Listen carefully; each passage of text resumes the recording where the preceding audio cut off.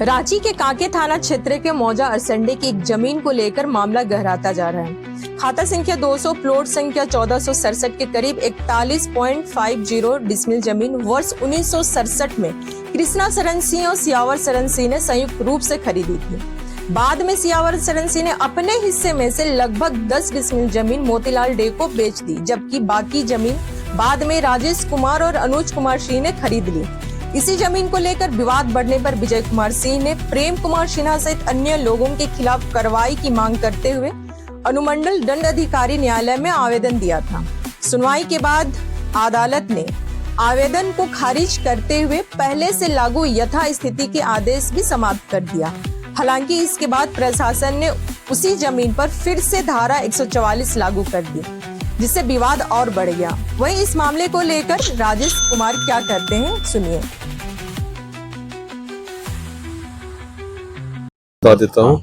खाता number 200 plot number 1467 और ये टोटल एरिया था 41.5 डिसमिल, जिसमें से 31.5 डिसमिल जमीन हमने जिन लोगों की जमीन है उन लोगों से खरीद लिया है। लेकिन लोगों का कहना है जैसे लोगों को जबरन घर से बाहर निकाल दिए, क्या वास्तविकता क्या है? नहीं, इसमें कोई वास्तविकता नहीं है सर। जबरन हमने किसी को घर से नहीं निकाला है और हम निकाल भी कैसे सकते हैं सर? जबरन तो हम निकाल नहीं सकते हैं। अगर जो मान लीजिए कि जो लोग बोल रहे हैं हमने जबरन निकाला है, तो वो थाने में जाके आवेदन देते, अपना पक्ष रखते। कहीं कुछ आवेदन उन्होंने नहीं दिया है, सिर्फ हवा हवाई बातें चल रही है। कायदे के हिसाब से जमीन 2 हिस्से में खरीदा गया था जी, ठीक है। चाचा भतीजा जमीन जी जी। इस जमीन का थोड़ा सा हम आपको बता देते हैं कि 1967 में 1967 में चाचा कृष्णचंद सिन्हा और भतीजा सियावरण शरण सिन्हा उन्होंने एक ही डीड में 41.5 डिसमिल जमीन का खरीदगी किया था। इसके बाद से क्या हुआ कि भतीजे जो है सियावरण शरण सिन्हा ने अपने हिस्से में से, जो कि 20.75 डिसमिल बनता है, पीछे साइड में मोतीलाल डे को बेच दिया। बाकी बचा उनका 10.75 डिसमिल जमीन, जिसमें उन्होंने घर बनाया। यहीं पे नौकरी करते थे वो पतरातू में, और इसी में रहते थे। और उनके साथ उन्होंने अपने छोटे भाई विजय कुमार सिन्हा को रख रखा था। उसके बाद से क्या हुआ कि जो आपको सियावर शरण सिन्हा है, उनको अपना नौकरी के पर्पज से यहाँ से दुर्गापुर जाना पड़ा। तो उन्होंने कहा कि भाई तुम एज ए केयर टेकर इसमें रहो, उसका ध्यान रखो। तो एज ए केयर टेकर उसमें थे। तो पहला जो जमीन का हिस्सा है 20.75, जो चाचा का हिस्सा है कृष्णचंद सिन्हा का, वो ऑलरेडी हम लोग उनके वंशज लोग हैं। कृष्णचंद सिन्हा जो स्वर्गीय व्यक्ति हैं, उनका देहांत हो चुका है। तो उनके चाचा से उनके जो पुत्र हैं, 5 पुत्र हैं, पुत्री लोग से भी हम लोगों ने, जो उनकी पुत्रियां हैं 3 लोग, उनके 2 पुत्री इसमें से जीवित हैं, 1 पुत्री जीवित है और 2 पुत्री मृत हैं।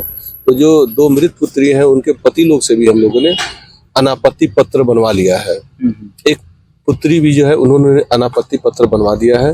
तो जितने भी इसके आपको मतलब वंशज हुए या जिनका जमीन बनता है कानूनी रूप से, उन सब लोगों से हम लोगों ने इस जमीन को ले लिया जी।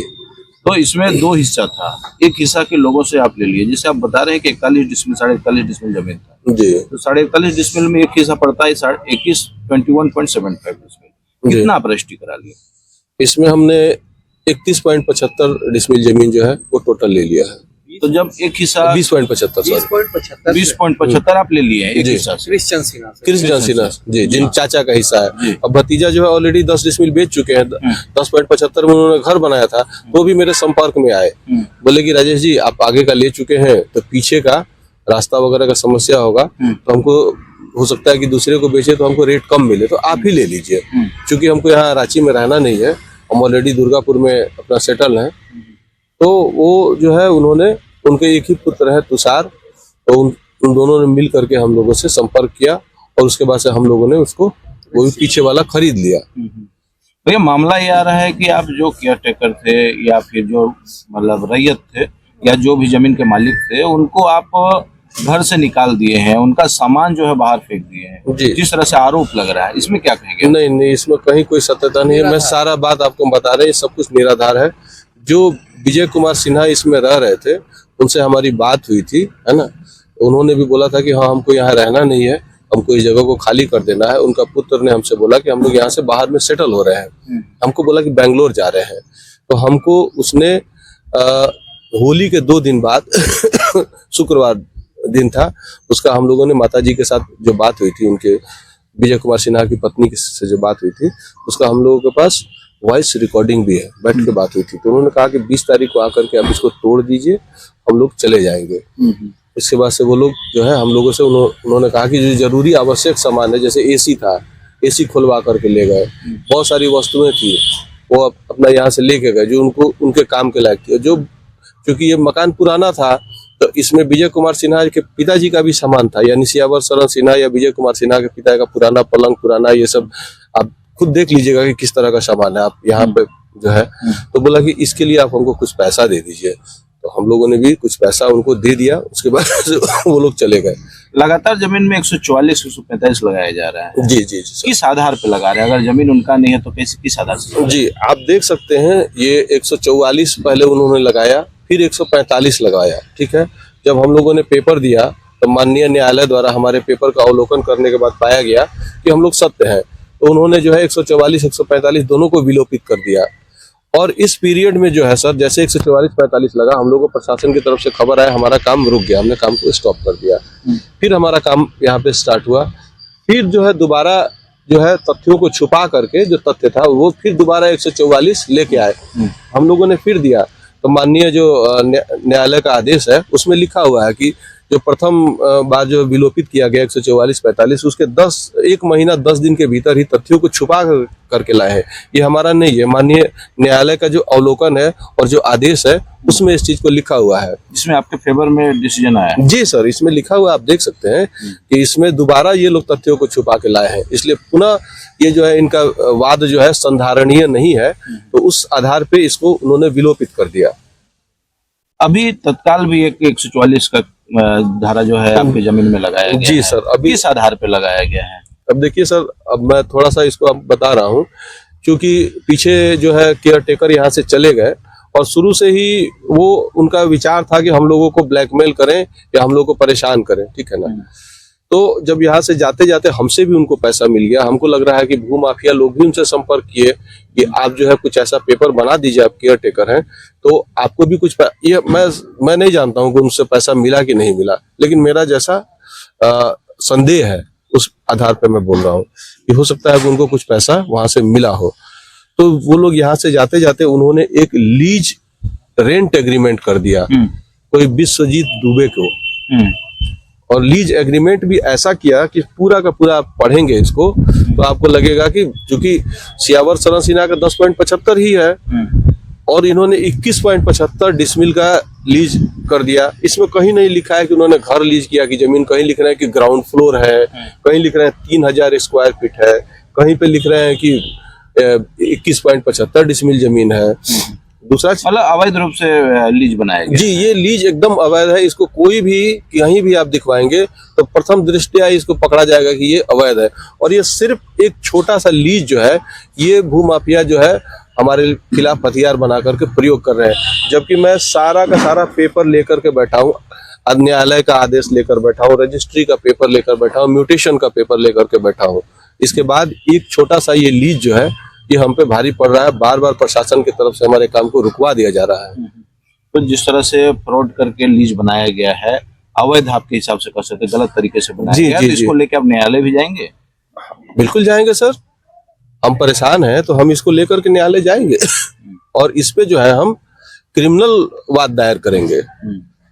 इस पे हम क्रिमिनल वाद दायर करेंगे ही करेंगे। आज रविवार है, कल हम माननीय जो मेरे अधिवक्ता हैं उनसे हम संपर्क करेंगे और इसमें जो भी हम विधिक कार्रवाई हो सकेगी कार्रवाई उसके लिए करने के लिए हम उसको करेंगे और इस पे हम वाद दायर करेंगे।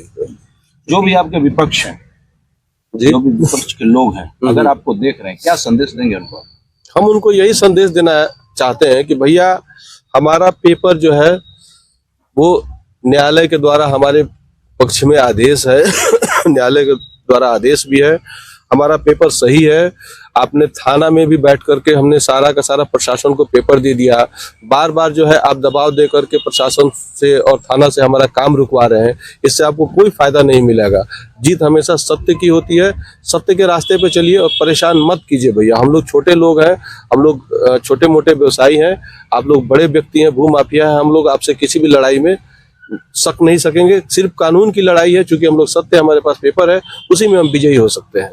तो कृपया हम लोगों को शांति से हमारा काम करने दिया जाए। आपका परिचय? मेरा नाम राजेश कुमार है और हमने ही इस जमीन को। भैया, जिस तरह से विवाद उत्पन्न हो रहा है, जो आपका कांके क्षेत्र का ये आपका जमीन है, काफी हाईलाइटेड केस माना जा रहा है इसके लिए। कई तरह के आरोप आप लोग के ऊपर लग रहे हैं। कई बार ऐसा भी वीडियो वायरल हो रहा है कि बाउंसर आ रहे हैं और आप लोग को डरा रहे हैं, धमका रहे हैं। उल्टा आप लोग पर एलिगेशन भी लग रहा है कि आप लोग जबरन लोगों को बाहर कर रहे हैं, जो मालिक हैं उनको। क्या कहेंगे? सबसे पहले आपके चैनल को जोहार, नमस्कार, स्वागत करता हूं। धन्यवाद जो आप हमारे यहाँ आए और हमारी बातों को सुन रहे हैं। आपने जैसा कहा कि हमने किसी को निकाल दिया है या हमारे जमीन पे जो प्रॉब्लम इन्वेस्टेंस जो है पैदा किया जा रहा है, इसमें जो प्रशासन, पुलिस प्रशासन की जो है, ये मुझे कहीं ना कहीं से लगता है कि अहम भूमिका है, जो हमारे काम को जो है स्थगित किया जा रहा है। और कहीं ना कहीं हो सकता है भूमाफियाओं के दबाव में हो। हम प्रशासन से मांग करना चाहते हैं कि हमें जो हमारे डॉक्यूमेंट्स हैं उसको देखा जाए और उसके आधार पे हमारी न्याय की जाए। हमें हमेशा एक पेपर जो हमारे पास जमीन की रजिस्ट्री है, न्याय सक्षम न्यायालय का जो हमें पेपर जो मिला हुआ है, उसको देखा जाए और हमें एक एग्रीमेंट बनाकर हमारे काम को बाधित किया जा रहा है। कई बार यहाँ पे बाउंसर्स, गुंडे को भेजा जाता है। भूमाफिया, जिसका मैं खुले तौर पे जो है नाम लेना चाहूंगा, मंजीत सिंह और विकी जायसवाल, इन लोगों का जो है हमारे जमीन पे कब्जा करने का जो है हमेशा शुरू से ही प्रयास रहा है। हमारे ऊपर अटैक भी किया गया है। 8 तारीख को जो है हमारे गाड़ी में धक्का भी मारा गया है, गोली भी चलाई गई है, भय दिखाया गया है। हमारे पास पर्याप्त वीडियो है जो मैं आपको प्रस्तुत करूंगा, आप उसको भी अपने चैनल पे चला सकते हैं और उसमें देखा जा सकता है कि किस तरह हमारे जमीन पे कैसे कैसे लोग, किस तरह के प्रवृत्ति के लोग कब्जा करने में आ रहे हैं। एक बड़ा सवाल उठ रहा है। आपके तरफ से कहा जा रहा है कि पुलिस प्रशासन मिली हुई है विपक्ष के साथ में। विपक्ष का भी बड़ा आरोप है कि पुलिस प्रशासन आपके साथ में मिली हुई। सर, अगर देखा जाए तो हमारे काम को बाधित कौन कर रहा है? प्रशासन भी बाधित कर रहा है और गुंडे लोग भी बाधित कर रहे हैं। ये तो जांच का विषय है ना। हमें किस आधार पे रोका जा रहा है? आज भी हमें काम करने के लिए रोका गया। मैंने उसको सम्मानपूर्वक जो है सारे काम को रोक दिया। आप यहाँ हैं, एज ए साइड पे मौजूद है, आप देख सकते हैं कि यहाँ भी कोई भी कंस्ट्रक्शन का या डिकंस्ट्रक्शन का कोई भी काम नहीं हो रहा है। तो इसमें किसका काम हैम्पर हो रहा है? हमारा पैसा लगा हुआ है। चोरी तो हम नहीं किए, हमने रजिस्ट्री लिया है। इसमें मेरी गलती क्या है? आप लोगों की बैठक हुई थी प्रशासन के साथ में, क्या चर्चाएं हुई, क्या आश्वासन मिला? बैठक में सारे पेपर को अवलोकन किया गया, देखा गया।